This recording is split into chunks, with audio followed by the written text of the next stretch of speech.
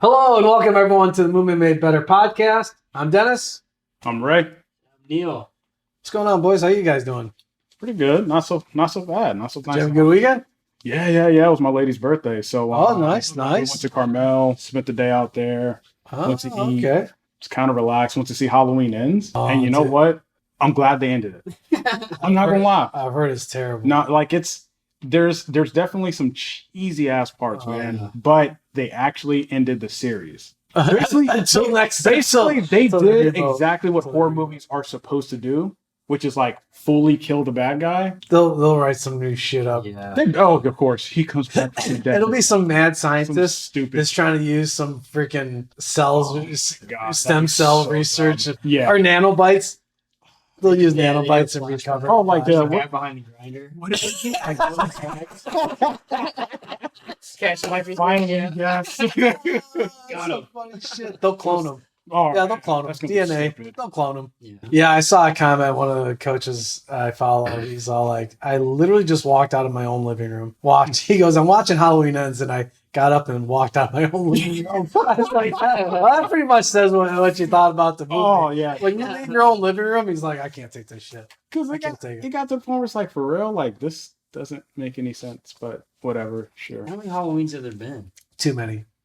8? No. What? If you're talking about remakes, I think there's been Because they're all tied 9? together. Yeah, they're all tied 9. together. Okay. But Rob Zombie's ones are actually separate. That's the only ones that's Yeah. actually separate. Yeah. And I actually liked his. People give his like Rob does a 2 decent films job. of like shit. I actually like Yeah. those ones. Rob's not bad. He's got a unique taste. He does. You have to like gotta- certain types yeah. of movies to like it. Like, I like his music. hmm I can't say I'm a big fan of his horror movies. Oh yeah, like a House of a Thousand Corpses. That Right. was I They're like weird. It. Yeah, it's a unique They're- taste.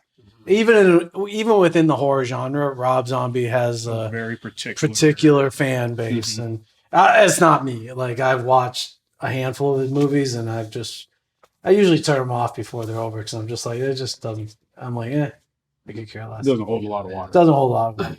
Yeah. Yeah. So how was your weekend? It was good, man. We went to the pumpkin patch. Oh, We went to Half Moon Bay. Oh, nice. Yeah. Nice, dude. Just because, like, I know it's not that hot right here, But it was warm. dude, standing on hay in the sun for a couple hours, it's like 75, 85 to 85 degrees is horrible. Oh yeah, So we're like, let's get out of here. Let's go to Half Moon Bay. that's what's up, man. Hung out for a couple hours. It was good, man. Just let the kids run around. You know, Logan pulling his wagon. He just kept throwing pumpkins inside. I want this one. Yeah. Yeah. I'm only taking so many. You got We a bunch of got, they had a pumpkins. pretty good deal, man. It was like 5 pumpkins as big as you want for $40. That's not What? bad, man. Big Was as you it? want, yeah. Wow. kinds of Oh, different shit. ones. Yeah. Okay. That's a That's deal. pretty good price. Yeah. So it was a pretty Yeah, good that's deal. a steal, man. All right, cool. Okay, that's what's You up. know, and then there's like tractors and different rides. Yeah, and you can do stuff. the hayride and shit Yeah, like the that. hayride. The hayride, man, that's such a ripoff. It really is. Yeah. My kids love it I though. love it. Kids love it. It's one of those things as a parent, you're like, yes, I gotta do this. How long is the ride? It's like 15 minutes. How much is it? $10 a piece. All right. Yeah, fuel's expensive nowadays. Yeah. Come with the cost, gas prices a lot. So they're just factoring that in. They're like, oh, normally it's 8, Yeah. but lately we've been bumping it up to 10. Yeah, and yesterday, Nova and Leia, they went to a birthday party, so it was me and Logan all day. So I went to the playground. Yeah. I just run around with him, man. I let him bike and I try to chase him, and I get Okay. my You my get your little exercise workout in? you know. Mhm. Nice. That's what I've Dude. been trying to do, and it's interesting, man. Like my conditioning's gotten way better without any like specific running. Yeah. Yeah. know? Absolutely. I'll just throw it in there, and so I've been trying to sprint every single day, Oh, okay. All right. but Okay. within the context of playing. Right. Oh, God. Yeah. Not Not specific- just no, devoted sprinting, Yeah. but just in that. Yeah, I'll just go. All right, I'm gonna go. He's biking. I'm gonna let him go, and I'll run, Hell yeah. get him down. Yeah, it makes it fun, man. But you like thinking about it growing up, it's like I ran every single day. There wasn't. Yeah. There isn't a single day that Yeah. the kids don't. Yeah. Mhm. So why don't we run every single day? Yeah. Yeah. So It thanks. doesn't have to be a mile or a road. It doesn't have to be 2 miles. It's just random running. It's Yeah. what they do. And it It's was like with little that warm up. And We Yeah. didn't warm up for it. That's what's funny is we get to be adults. Yeah. We're told we got to warm up, Like 15 minutes. right? You got to warm up. But like I always joke because I'm like, well, if somebody comes by and steals your wife's purse, it's not like you get a notice. It's not like, hey, hold up. oh, wait a second, let me limber up here before you do that so I can run after you. No. Yeah, no, true. Like, you just run, right? So it's that ready state. So that's how you keep it. You just you do it it every single day. right? I agree. Yeah. So it kind of makes you think about is what we experience later on because we stop doing that, right? We stop. Yeah. And then when we do try to put it back in, everything's so deconditioned that if we would just kept doing it, we wouldn't have those. Because I've been trying to do this for about a month and a half now. On Purpose. Okay. And I can just tell, like, I tried to go run a little bit. I'm like, oh, it's feeling easier. Mm-hmm. Feeling more bouncy. Everything just feeling springier, and it translates, man. And they're not long runs. No, they're short. Just short. Yeah. Just boom. Yeah, they're short. It's like quick little sprints. Yeah, quick little sprints. Maybe every now and then, maybe it's like 200-300 yards. Okay. They're biking, and I try to chase them down. Yeah.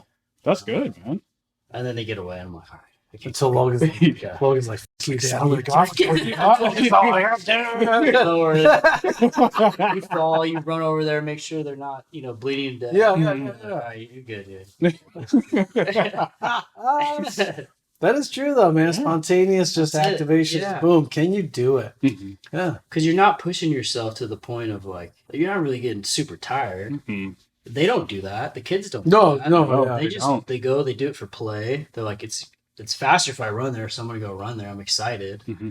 Yeah, it's an interesting way to think about getting your running in. Yeah.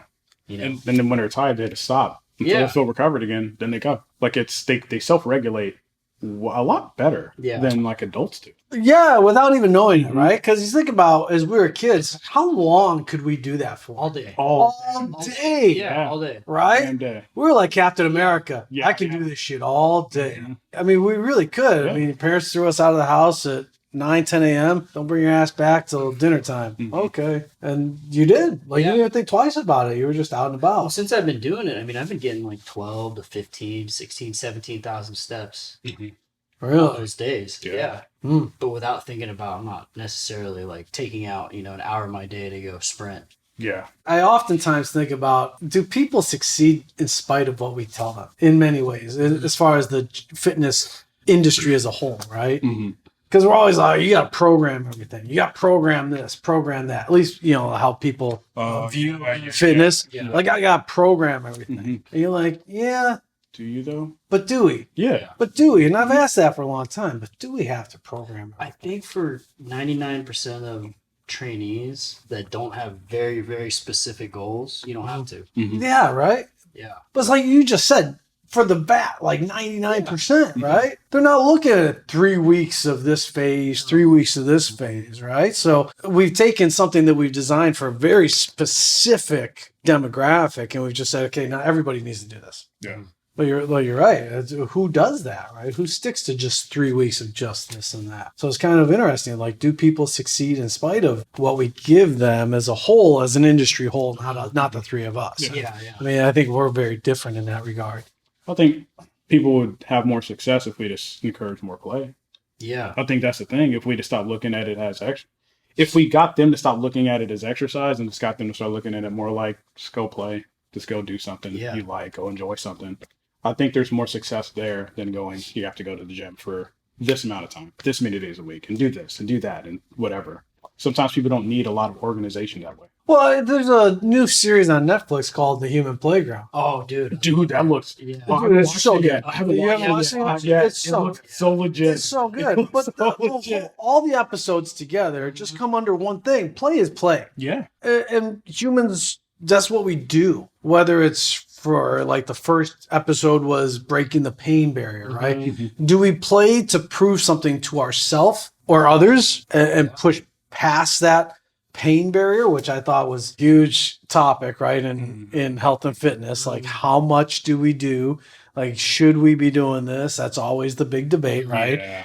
Is this appropriate for so-and-so? And is this something they can adapt to? But I thought that was a fantastic first episode to talk about that, especially that Marathon Des Sables, right? Insane, man. It's I mean, so it's 250 miles over 250 kilometers over the Sahara. Yeah. I mean, Insane. it's insane to think about that, Mm-hmm. right? 6 days, 250 kilometers. At temperatures, they said at 133 this past year. You know, And then, like the woman they highlighted in there, she's an amputee. not to ruin it, but yeah, she's amputee, and you're like, dude, this lady. Like that's. And she wasn't like 35 years old. No, she was older. She was old. No, she's older. She had a car 60s. accident. Whoa. Yeah, she was hit by a car at a younger age. But it was interesting. She's trying to prove something to herself, not to anybody else. No. She's like, I'm doing this for me.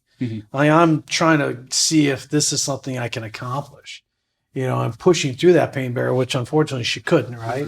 I mean, her body just seized up. Well, I mean, it just went into rebellion. But even still, getting to that point mentally and being okay with that process and like just seeing how far you go, that's respectable. Because majority of people aren't going to do that.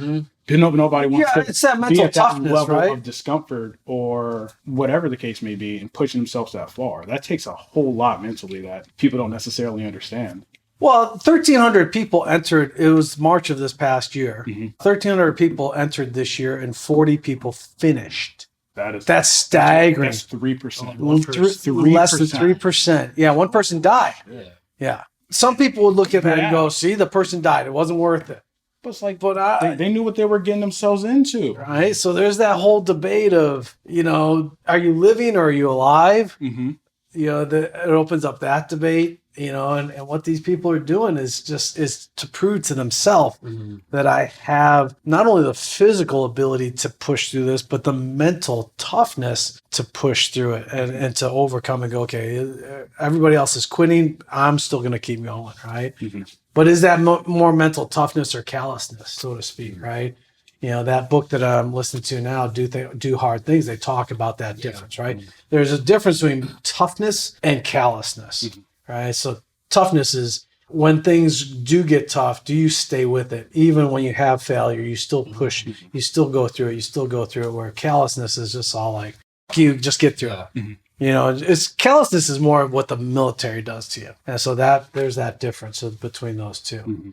But no, I love that show. Yeah. We finished that whole thing. I was telling my client about it, and you know, I was talking to her, and she is different, right? Like she came to me because she wanted to get her knees stronger before her knee replacement. I think we talked about this a few weeks ago. She ended up not needing it. And I think everyone, they start training, they may not like it at first, but they start getting into it and they just want to get better and better and better. And it's this natural inclination to just level up all the time. And that's what that is right there. It's like you get into something, whatever your why is, and then you just go with it. Like, why do I climb? So I love it. Like it gives me a good feeling. But people look at it and go, why would you do that? Like, it's stupid. You can hurt yourself, blah, blah, blah, blah, blah. Right. It's like, yeah, I can. I have. You know, it pushes me. It pushes myself. It challenges me. People tell you, well, you may get hurt climbing. How many people get hurt bending over to pick something up off the floor every day of their life? I was just going to say that. How many people get hurt? How many people roll their ankle walking on a stair because they misstepped, right? It doesn't matter. So it's all relevant to the individual, right? So we see injuries. It's just happen. Part of the process. It's part of the process, right? You know, especially when you hear the best one is always, "Oh, I injured myself sneezing." Oh, that should never happen. But you pulled your back sneezing, or you tweaked an oblique sneezing, that type of thing, or you jammed up your neck sneezing. You're like, oh, interesting. Like, you shouldn't be that fragile. You shouldn't be that fragile, right? You should have way more resiliency than that. But I think it's kind of like we're talking about, where like what you do as a kid shapes how you are as an adult. So like if you're someone who is active and does get into sports or whatever the case is, I think there's that natural inclination a little bit more towards that group, where there's like, well, what's the best I can do at this particular thing? So it's just like with climbing. You enjoy climbing. Yes, there's a risk of being hurt, and you know that going into it, but that doesn't mean you don't want to try to do the best that you can, or get to a certain level and be like, you know what? I'm actually good at the level I'm at. I don't feel the need to get any better. I just feel the need to maybe refine things. Maybe I can get a little bit more efficient at this particular aspect that I'm in, but it's not I want to climb as high as I can. Yeah. Because not everybody wants to be a professional or an expert at what they do. Looking back, the way you play, the mentality you have when you play really makes who you are as you get older, right? Hockey is a good example, right? Hockey players are known for not giving a shit as far as injury-wise. We get busted open in the mouth, stitch me up, and get me back on the ice. As long as I can stand on two legs and skate, I'm playing, right?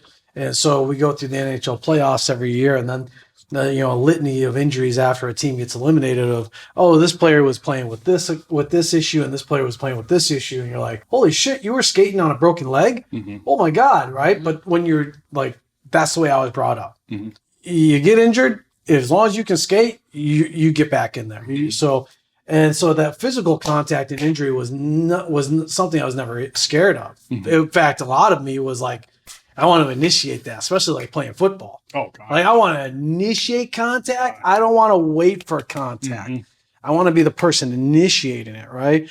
I remember Walter Payton talked about that in interviews. And that's why he ran the way he ran, is because he's like, look, I'm not waiting for the defender to hit me. I'm the offensive player. Yeah. I'm going to lay into the defender, because every time that person comes up to tackle me later in the game, they're going to hesitate because they're not used to that offensive player getting into them and being aggressive. And you'll have better leverage too, Right. Your momentum is going forward. You're increasing your output and power output before they are. You get to pick the spot where you want to hit with. Yeah. Initiate contact versus them, right? And then you're reacting to what they do.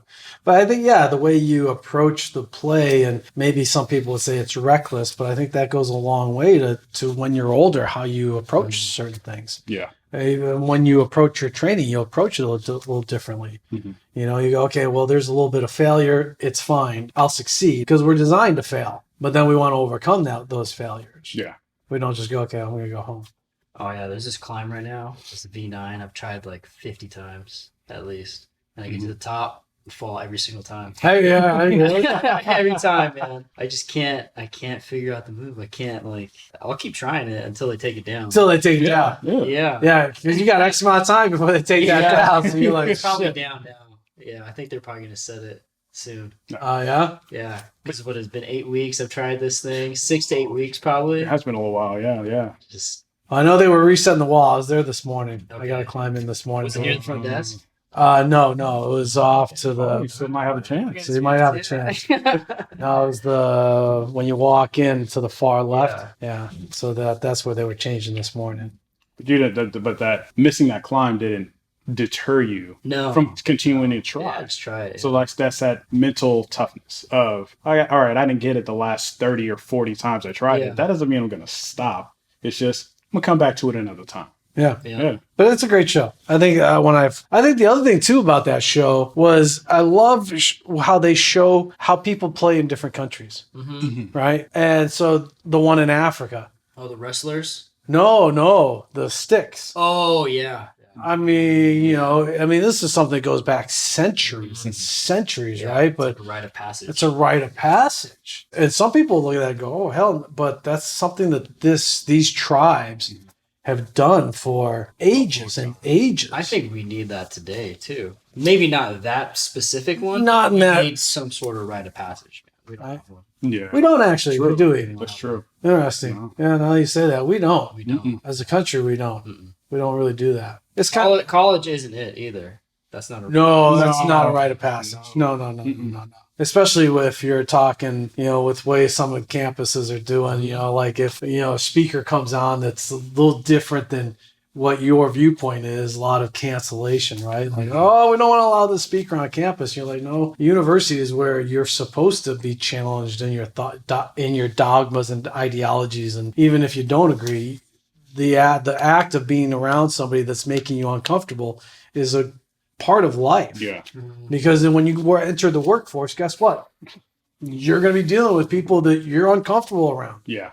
So you got to figure out. You got to figure it out. How are you going to interact with this person?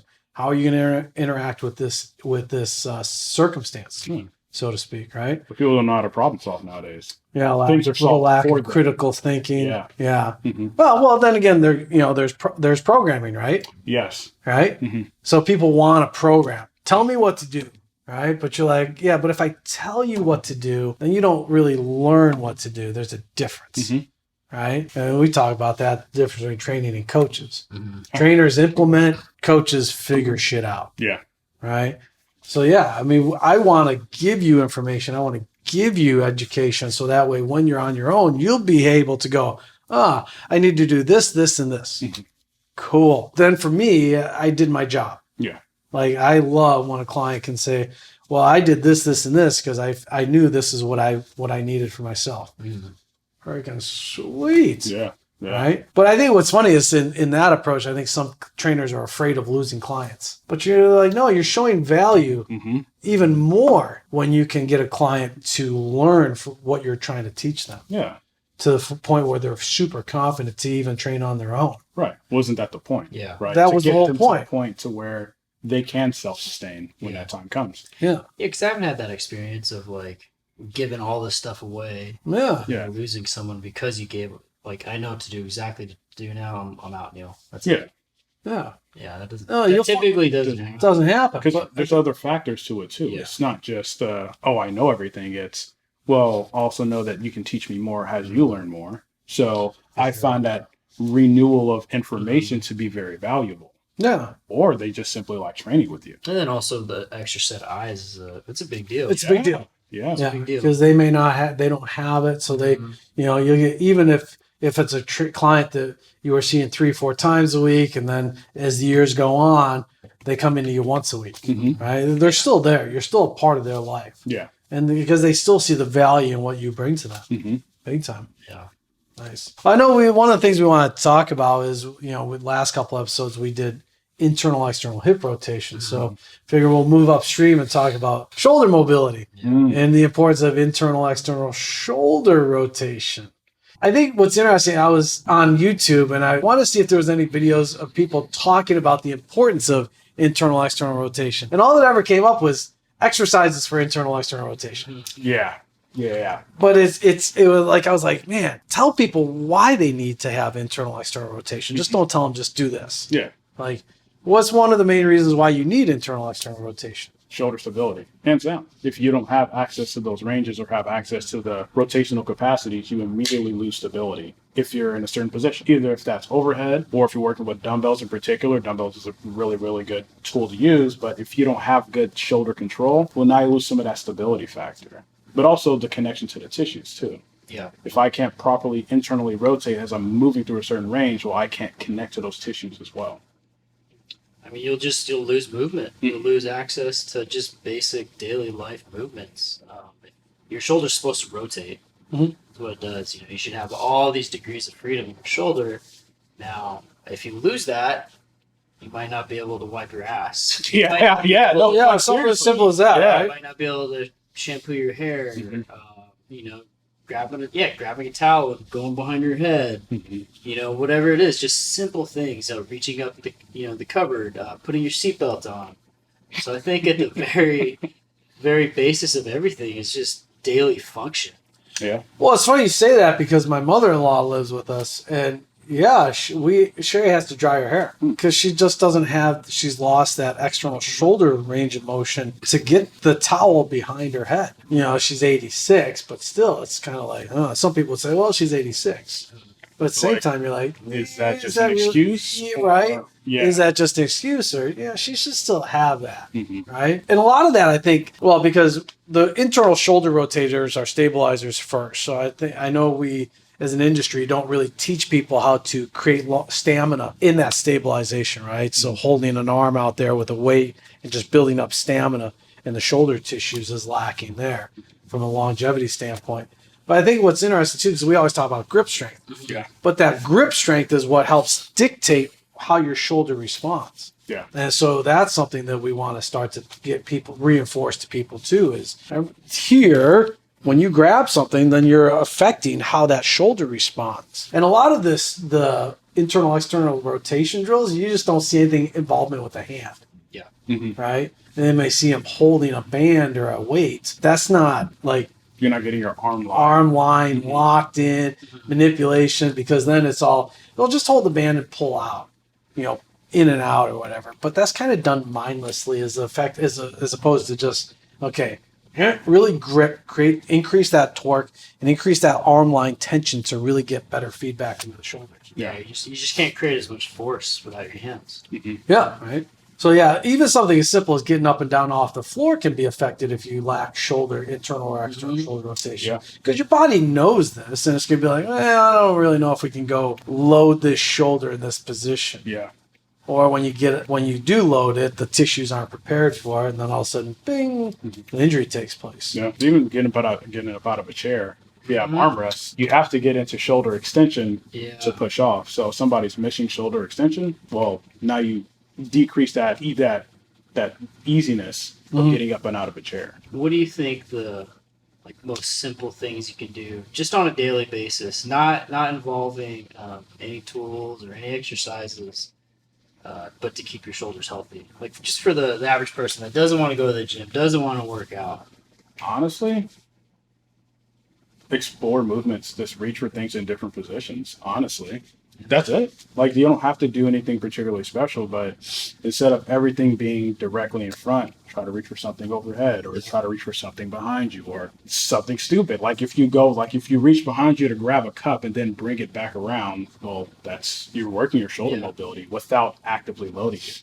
Or thinking about it. Yeah, I mean, when we talk about cars, controlled articular rotations, right? You can do something like that. But then understand the focus of where you're trying to get that movement from, which is the part that people may not get. Oh, yeah. Right? So there's that. You got to work what we call the GH joint versus the scapula. So we want to make sure we're working both of those areas. But yeah, I think something just as simple as even just putting your arms behind your back and that internal rotation. For me, I like to put my knuckles together and push them together, like I'm trying to pinch a piece of paper back there. And then even external shoulder rotation, doing the same thing, trying to push the knuckles together just to reinforce that position. Yeah, I love that one. Just going back and forth between boom and boom behind your back, behind your head. Right? Yeah, it's a great one. But then also really knowing, am I getting into my spine to do that, or am I not getting into my spine to do that? And that's something that somebody may not have awareness of doing that, right? So if you need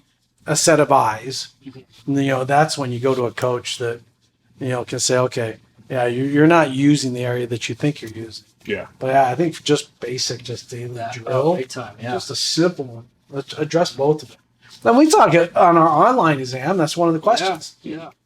What is required to reach for your lower back? Internal shoulder rotation. Yeah. What the other question on the exam that may pop up for them is, what shoulder motion do you have to do to scratch the back of your head? External shoulder rotation. Right? And when if you're really active and you do things that require so much anterior tissues, like say climbing and bench press, all this stuff, when you do that simple, behind the head, behind the back, like your shoulders will be burning. Yeah. Oh yeah. Yeah, they'll be working really hard. Yeah, especially when you get them back there, you start to push. Yeah. And then you start to create distance between the back and the arms. You start to push into it a little bit further. Yeah. And that's where you get that nice little cramp response, right? And you're like, okay, I'm getting better at it. But when you can feel that you're creating more movement through the joints, that's where you're like, okay, this is paying off. Yeah. Right? I'm feeling the benefits of it. Did you find that during your powerlifting training that you lost a little shoulder mobility? Oh, absolutely. Yeah. Absolutely. So at least for me, I had to actually set aside time to train in shoulder mobility just to keep from getting hurt. But the thing about it is that was just to keep me at baseline, which is one of the things I actually don't really like about benching so many times a week or doing pulls so many times a week. Because it's dependent on the person. If somebody does, like you said, right, a lot of anterior dominant stuff, then should they really be doing as many push movements as they're doing pull movements? No, they shouldn't. They should be doing more pull movements than push movements. Yeah. And so figuring that aspect out itself does pay off. But just baseline, I did have to train shoulder mobility more often than I found, just to kind of keep a certain level of movement, or to keep it from decreasing. I find the same thing. Even with as varied as the positions are in climbing, everything's still in front of you. Yeah. Right? And you're always compressing. Yeah. You're always compressing, no matter what position you're in. You're always pulling down. But I've had to put a little extra work into keeping the shoulders mobile. So what's the cutoff? So if you're doing something, let's say you do lose a little bit of shoulder mobility, is that okay if you lose a tiny bit Yes. for that particular activity? Yeah. To be stronger, to be stiffer, For that, for climbing, for something like that, you want to be a little bit stiffer. A little bit, right? You don't want to lose. I still want to be able to pick my arm up overhead because you're constantly reaching up overhead. but to be able to have contact strength and pull as fast as you can, it's almost like running and sprinting, right? If you want to run faster, you need a stiffer Achilles. Like it has to happen. Like ground contact time has to be as quick as it can be. Yeah. So it's almost the same thing with catching a hold with your arms to it's your upper body. Well, I know we talked before about how muscle mass also affects range of motion through the shoulders. So if you're aiming to get more mass through the shoulders, right? The shoulder boulders, so to speak, it's going to come with a consequence, and that consequence is a decreased range of motion. Yeah. So it's the pro and the con of that. The pro is, you people will see the shoulders and go, damn. Yeah. Right? The con is Can't wipe your own ass. there may be a trade-off, right? So yeah. And there's obviously, it depends on the baseline of the person, right? If there's like those outliers that are like really big, really muscular, but have like awesome shoulder mobility, that's the few. That's a very few. But like the vast majority of people that end up putting on like more mass, more muscle, whatever, they lose a lot of that capability. But if they added that aspect of training in, that capability would diminish a lot. Like the diminishing effects would be a lot smaller. You're taking that aspect of how can I better incorporate certain aspects into my training as I'm getting bigger to keep these movements better, which will decrease your likeliness of injury as it goes on.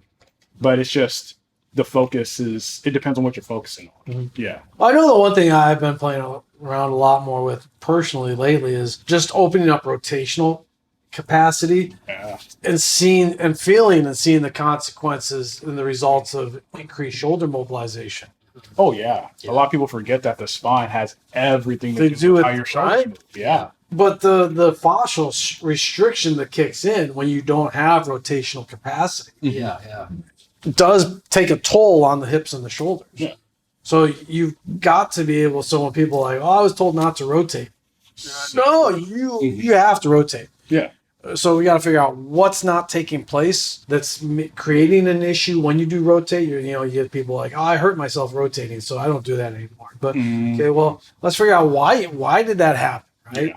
What was restricted, or what did you not have capacity with, or a skill set of, right? But yeah, the tissues that connect the rib cage to the pelvis, if those are restricted in rotation, then yeah, you're going to pull, right? You get a client, you put them up and you say, okay, go put your hand on your pec as you do internal and external shoulder rotation. Feel that pull on the chest when your shoulder's moving. Now think about that trickle effect all the way down. So when somebody does have shoulder limitations, where's the first place that you look? Well, oftentimes I look at the hips. What are the hips doing or not doing? Oh, right? Yeah. Do you source most of your movement from your shoulders? And if you source most of your movement from your shoulders, well, okay, let's figure out why the hips. You don't want to use your hips. You got that hip restriction, so everything upstream is clearly affected. Yeah, I think I'll still look at the shoulder joint rotation first, see what's going on, but then look downstream too, just like Dennis talked about. But yeah, once you open up that thoracic spine, even if the shoulder rotation and the joint isn't that great, I think it'll save you from getting injured because you'll at least be able to get into a position to handle the force. Yeah. So I mean, there's a nice mixture of both. But I think too many people, when they have a shoulder issue, that's all they focus on is that. Yeah. Okay, what affected that? Because that's obviously not the source. So, okay, we can keep addressing that if you want, but ultimately we got to figure out what contributed to that area. Yeah. What chain effect took place or what chain effect didn't take place. But yeah, practicing internal, external rotation, grabbing a dowel or a stick is really key to just helping maintain just good overall health in the shoulder capsule. Once again, 10 minutes, 15 minutes, even just a couple times a week makes a big difference. So, I mean, we got our external, internal shoulder rotation drills that we teach. And I always tell people, if you did those like twice a week, you'd be pretty good. Yeah. And I think a nice combo for people that could do at home, if they don't have any sticks or anything, is put your fingertips on a door jamb and get into a really light hang where your legs are on the ground. And then follow that up with an isometric press into the door jamb. And you get both sides of the joint. And that's a nice way to get some load in there too. Well, or a towel. Towel works Yeah. great. Towel works great. Mhm. You grab a towel, you put it on the backside of the bicep, and then you use the bottom of the towel and your other arm to create that leverage as your external rotation. Towel behind your back, pushing and pulling apart on it to address that internal shoulder rotation and external at the same time, right? Mhm. So I think that's a nice, handy little thing that everybody has, Yes. right? Yeah. No matter where you are, if you're at home, in the bathroom, at a hotel, there's a towel. Like, you can easily do that, right? Drip dry. Yeah.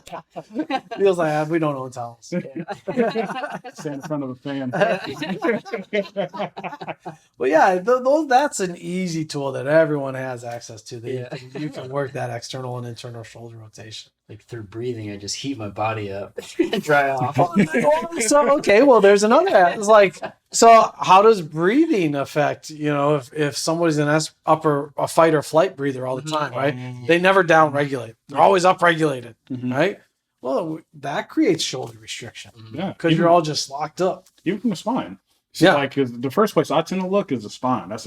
If someone comes in with shoulder problems, I'm like, let's look at the spine. Let's see how your spine moves, rotation, extension, flexion. But with any kind of drill, breath work makes the biggest difference. Yeah. It's like, because even with internal rotation, someone like starts to go in, they're like, Oh, you can hear it. super erratic, You hear it, very yeah. short. It's like, hey, like, let's come out of that a little bit. Let's relax your breathing, long breaths, 3 seconds in, 3 seconds out. All of a sudden, it kind of frees up a bit. Mm-hmm. So a lot of that neuromuscular response has a lot to do with how they're just functioning on a day-to-day. Yeah, it's that protective mechanism that people go into, right? So yeah, I mean, we see it when we teach, the stretches, especially the long duration stretches, where you get people that just breathe. Yeah. Nice full inhale, nice slow full exhale, and then you kind of, over a period of, could be anywhere from a few seconds up to a minute or so, all of a sudden you'll see people kind of just, their body just release, and they get deeper into that position. Yeah. And you're like, yeah, breath work greatly affects how your body responds. Yeah, because if you're always in that fight or flight type of, some people's jobs contribute to that a lot. Absolutely. So it's kind of like you're trying to tell people, look, you can do as much mobility work as you want, but if your fight or flight response is always on and you're always upregulated, you're kind of wiping out the progress that we're making when we do that. When we put you through these drills, just kind of counterbalance. You're canceling it because you're always. Yeah. Yeah. Breathing is the first thing I look at when putting people in drills. And what's funny is I actually don't ever cue them to breathe. Not initially teaching them. Well, yeah, you want to see. Well, yeah. But I just want to see what they look like. And then as soon as they get in a drill, I'm like, you need to relax a little bit. Let's come out of that a bit. Yeah. So I find that, like, honestly, a lot of breath work, but what the majority of people tends to be very helpful with just allowing a little bit more freedom of that movement, particularly with any kind of rotational drill, either that be shoulder, spine, or even hip. Well, I know changing my breathing pattern greatly reduced the chronic tension I had in my traps. Yeah. I always felt like my traps never shut down until somebody was all like, yeah, you don't breathe very well. What do you mean I don't breathe very well? You don't breathe very well. And so then when they were teaching me a better way to breathe, and I focused on it and practiced it, especially in the car, I was just like, oh, man. Like, Yeah. you just feel that. You're like, chronic tightness in the traps just dissipated. Yes. And that right there was like, oh, this breathing shit works. Yeah. That's an important little part. But yeah, but that's not something we teach as an industry. That's the thing. We don't It's teach the not it. sexy stuff, right? It's the stuff It's right. that nobody wants to really get into, but it's super important. Yeah. Yeah. Now we're talking about easing somebody's like stress response and need somebody's nervous system to go, okay, I can calm down and like chill out a little bit, which oftentimes that pain or that perception of pain goes away. Because now you're not super uptight. Your body's not super tense. Like the average person's like, oh yeah, I hold a lot of stress in like my neck and my shoulders. It's like, yeah, it's because your breathing isn't as proper as it should be. So if you fix that, now you start to fix some of those peripheral things that are going on. You think that if someone has a better cardiovascular base, though, that breathing gets fixed? Not Naturally. necessarily. Yeah, not I don't think so. necessarily. Because I think that depends on a person's perspective of what they're doing on a day-to-day. And whatever, and granted that changes. Yeah. But just because someone has a good cardiovascular system, that doesn't mean they know how to breathe either. They don't know how to breathe properly. So someone can like go run 10 miles and they could crush 10 miles, but then You try to cue them through breathing, and all of a sudden it's tricky for them because they never put in the actual practice outside of that particular activity. So if that's the case, then what they're doing in their activity probably doesn't reflect that well based on what they're doing when they're not in that activity. So in that regard, then if you bring them to a more optimal breathing pattern, you actually should see a increased output when so if that person, generally speaking, crushes 10 miles, then you should see a better output system. So you should see them crush 10 miles even more efficiently. Yeah. Less effort, right? Or they can do it quicker, or they're just not nearly working as hard. So like if that baseline of fixing breathing fixes everything, which is so fascinating, but that core training manipulates everything that you do when it comes to fitness or not. Yeah. But telling people that breathing is core training, that people just look at you like, okay, weirdo. Yeah. And that's the sad part. They do. They look at you like, are you sure about that? You're like, yeah, it's pretty much a fact. Like, you got to learn how to breathe and support the rib cage. Yeah. Not overwork this tissue area, but support the rib cage, and that's core training. Well, it's like when we learn those forced exhales. Oh, fantastic, right? That's intense. Super intense. Like, I never felt my spinal tissues everything. Until that forced exhale. Like, to really feel the spinal tissues, the multifidi and the spina erector, you're like, oh my God. Yeah. And when you're really forcing it out. And it's interesting because people don't think they can force out as much as they actually have ability to. Yeah. They kind of freak out. They're like, this is as much as I can get out. You're like, no. You got more. You got more. Yeah. Like, you got more. But now you got to, there's that mental barrier, right? There's that toughness. Like, okay, you're uncomfortable, but you have access to more. Yeah. And then when they actually do start to get into it, then you see that look on their face like, oh crap, I do have more. Yeah, it's there. It's there. And then they get that tissue, that reaction all the way up and down the spine. And you're like, that's your deep core tissues. Yeah. Those are the ones you just really aren't working enough of. I think one of the first drills that I actually learned to do that with years ago was alligator breathing. And for me, that was tough because I never learned breathing within that capacity. But like, I used to have like my back be like super stiff. I'm like, oh shit, my back hurts all the time. Like, I'm super stiff, super sore. But then like 5 minutes of like alligator breathing a day immediately went away. We'll have to do a video on how to. Yeah. So what's the alligator breathing? So for people that don't know, alligator breathing is when you lay face down on the floor. You typically have your head rested on your hands, but what you're getting tactile feedback from the floor. So if you're breathing in properly or breathing in through your lower diaphragm, you're going to feel that pressure pushing of your stomach, pushing into the ground, but you'll feel your spine kind of start to rise a bit as you inhale. But as you exhale, you're going to feel like almost like a little bit of a posterior tuck to a small degree, but those lower abdomen tissues really fire really hard. So for me, when I did that, I would cramp. Honestly, I would cramp like when I first started doing it. It would like it'd be like, oh my God, I'm cramping super hard. So the alligator breathing was the very first way I learned it. Then from a quadruped position, and then from like a loaded plank position, and then kind of went on from there. So I progressed it over time. Yeah. But the alligator position is the absolute easiest way to actually kind of learn that. Either if you're doing it from an alligator or if you're doing it from a supine position. Because a lot of people forget that too, is that from a supine position, you get that feedback from your low back. As soon as your low back like presses into the floor, everything expands 360. Now you got that feedback that you need. Or using a belt, which is why if I have somebody use a belt, specifically for that. I haven't done that. I need to try that. I've done it with like laying on your back, putting something like a plate or a shoe to start off. Oh yeah. And then watching that thing, making sure it's moving. But I've never tried like prone and then going through all the different things. Yeah, check that out. Yeah, that's how I learned it, and actually it was from a Great Cook. Oh, okay. I was learning through looking at his stuff, and he was like, if you want to get breathing down, this is the first thing to master. And it took me a little while. It took me about 2 weeks of doing it every day to actually kind of get it down. But once I got it down, everything felt a lot better. I think the most impactful breathing thing for me has been just nasal breathing, focusing on nasal breathing more so than anything. Training as hard as I can, breathing just through my nose, trying to sleep, just breathing through my nose. Yeah. All that. And I feel like if you can do that, that helps regulate the way you should breathe. Yeah, big time. Naturally. Right? Naturally, yeah. You'll know when you can really lock in on your nasal breathing. You'll know when you're really kicking into high gear. Mm-hmm. Oh yeah. Yeah, that's one of the things that I've noticed. Like I know when I'm in high gear because I'm not nasal breathing, but anything that doesn't require high amplitude output, yeah, I'm nasal breathing. Yeah. Too. So you get a much clearer delineation of what maximal effort is or what high effort is, because then also you're like the mouth kicks in because your brain's all like, okay, we can usually good with this nasal breathing, but you need to crank it up a little bit more. We're in that big area, so we need to get more oxygen. It's funny because Sherry the other day she said that with her hiking.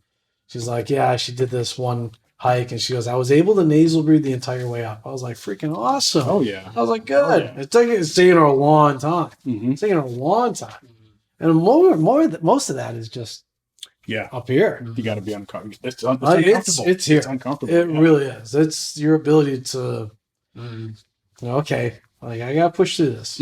Like it's a tough spot. So can I just bear with it and override that little bit of a freak out that your brain is going to kind of send you a little bit. So yeah, but I was like, I was super proud of her. I was like, good for you. That's awesome. How often do you incorporate strictly nasal breathing in your training? All the time. All the time. Yeah. Do you do it just like to try to keep yourself at a certain level? I do it, and then I mean, like if I'm gonna sprint hard, then I can't. Oh yeah. Well, there's no way. There's no way. But if it's a little, say it's a longer stretch, say it's like up this hill, it's almost a quarter mile, about 0.2 miles. I'll run as hard as I possibly can, nasal breathing, and then right before I know I need to breathe through my mouth, is I'll start walking. Oh, okay. So you kind of increase. So I kind of know, way. Yeah. I'll kind of know right away, like I gotta breathe through my mouth. All right, I'm gonna walk. Oh, okay. So I'll see as far as I can go without breathing through my mouth. Oh, that's good self-regulation. Yeah, because I'll do it if I'm doing like kettlebell training or like certain kind of conditioning. Yeah, like with sleds. Oh yeah, okay. Oh, it's uncomfortable as hell, people. But I just did like an hour of sled pushes this past weekend. And for about 80% of it, I was just breathing through my nose and just trying to just regulate that as much as I possibly could. But like it's a good skill to have. But I was reminded of it actually like during pandemic.